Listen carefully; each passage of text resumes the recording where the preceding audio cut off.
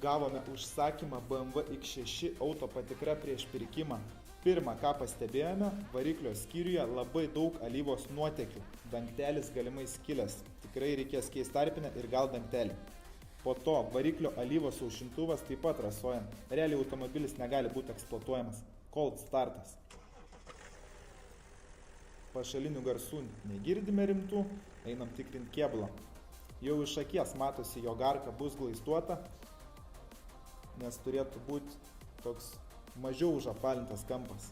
Ir žinoma, dažų matuoklis mūsų neapgauna.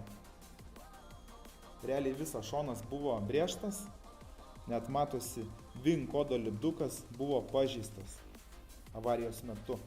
Salonas pasidėvėjęs, sėdynė paplyšus, nieko baisaus.